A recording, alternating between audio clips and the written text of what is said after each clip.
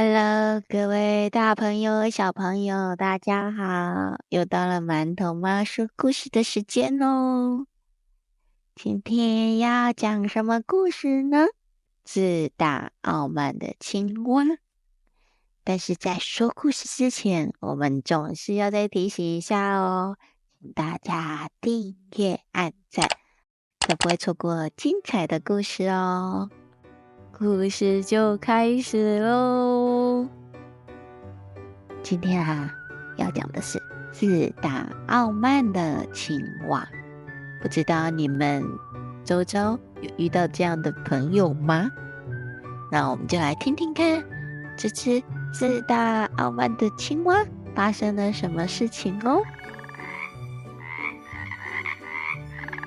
从前，在一个清脆的池塘里住着一只名叫瑞瑞的小青蛙哦。瑞瑞的皮肤绿油油的，眼睛大大的，叫声非常的响亮哦。池塘里的动物们都好喜欢它，因为它总是那么的有活力跟开朗哦。但是随着瑞瑞越来越大，他开始觉得自己是池塘里面最了不起的青蛙哦。为什么他会这样觉得呢？因为他觉得他自己跳得比别的青蛙还远呢。然后呢，叫声也比别的青蛙还响亮，大家很远就可以听到了。然后每当有人赞美他的时候，他的心就像气球一样越来越大，仿佛都快要飘上天去了呢。有一天瑞瑞在池塘里遇到了一只小蝴蝶。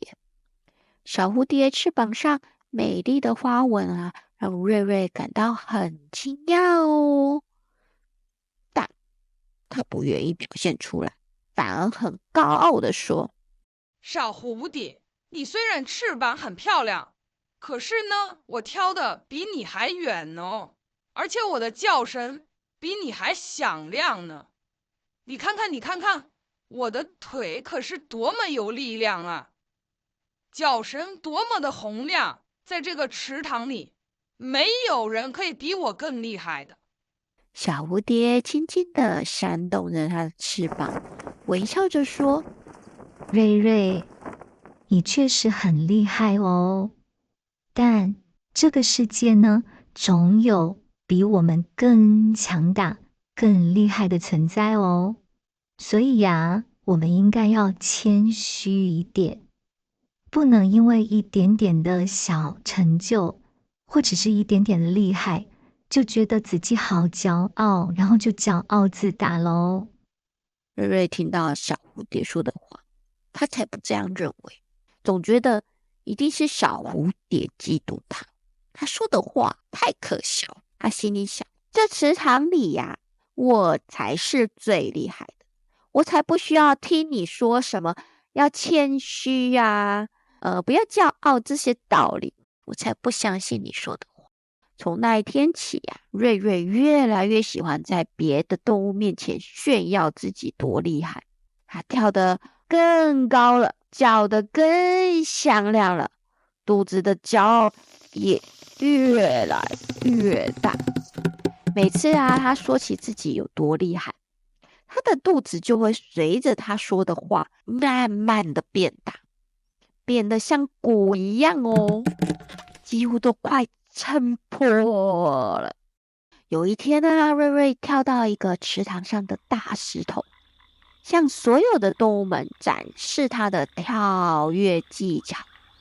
他骄傲地说：看，你们看着吧，我要跳到池塘门那边的那棵的大树上。我相信没有人能够像我一样跳得那么远的哦。说完，瑞瑞就用力的一跳，果然跳得很远。但是就在他快要落在树上的时候，他的肚子突然一阵剧痛，因为他肚子太大了，结果失去了平衡，掉进了池塘里呢。瑞瑞在水里挣扎着，他肚子疼的让他无法再用力游泳，最后他只能狼狈地爬回岸边。岸上的动物们看着瑞瑞的样子，其实是有些担心的，但更多的是难过，因为他们不想看到瑞瑞这样的骄傲自大。一只年长的乌龟慢慢的爬到了瑞瑞身边，温和地说：美瑞呀，你看，你的骄傲让自己受伤了。当我们只顾着炫耀自己的时候，就会失去对周围环境的敏感哦，甚至会忽视自己的不足呢。真正厉害的人是懂得谦虚的，而且愿意去学习、去进步的。瑞瑞听了乌龟的话，感到非常非常羞愧，他觉得好丢脸哦。他低下头来，不敢看大家，摸着仍然有些疼痛的肚子，终于明白了自己错在哪里了。对不起，对不起大家，我再也不会这么的骄傲自大了，自以为是。我会谦虚一点，努力变得更好。瑞瑞很诚恳地向大家道歉。从那天起瑞瑞变得非常非常的谦虚，一天比一天的更谦虚。他仍然还是会努力跳得很高，他还是叫声非常的响亮，但是他不再炫耀咯，而是很用心的去观察和学习其他动物的优点呢。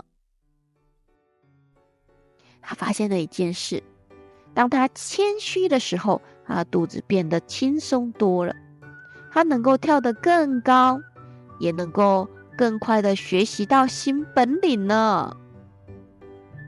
池塘里的动物们又开始喜欢跟瑞瑞一起玩了。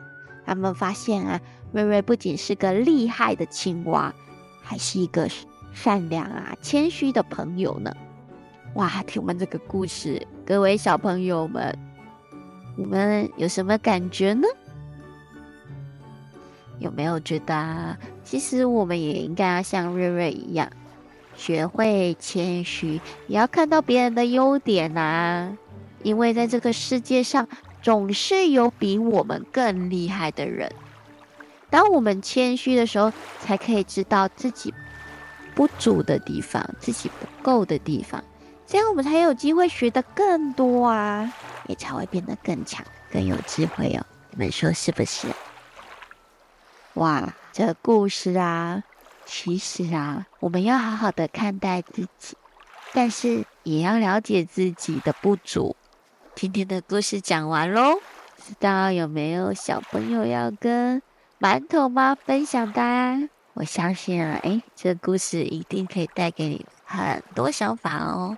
那我们今天的故事就到这里咯，在故事结束的时候，记得一定要订阅、按赞、开启小铃铛哦，因为每次馒头妈都想陪着你们一起听好听的故事哦。